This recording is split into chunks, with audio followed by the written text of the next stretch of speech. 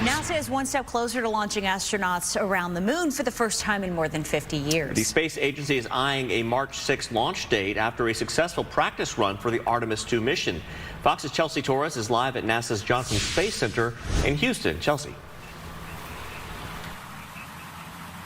Yeah, Mark, Christina, I mean, you can imagine NASA officials were pretty happy with the results last night, and that Artemis II launch is not official for liftoff until they can do some more analysis on the test flight itself. Now, although there is that expected launch date in early March, the flight crew, those 4 astronauts, will begin their quarantine tonight here at Johnson Space Center. So yesterday's practice was a wet dress rehearsal, according to NASA, and this just meant that they did a test run on the fuel and simulated a launch countdown. It was NASA's second try after some seals on the fuel tanks leaked during their tests a couple weeks ago.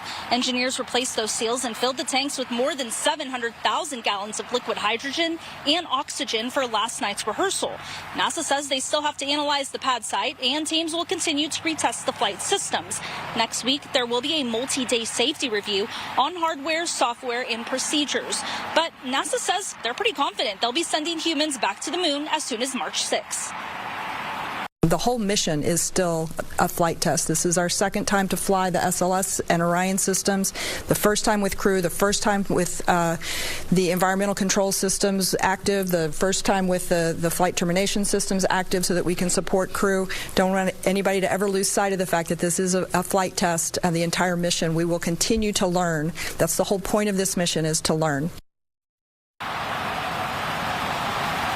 And Artemis II will be traveling more than 600,000 miles around the moon and back on its 10-day mission. This will be the furthest any human has traveled in space, and the launch window is from March 6th to the 11th. At NASA's Johnson Space Center, Chelsea Torres, Fox 10 News.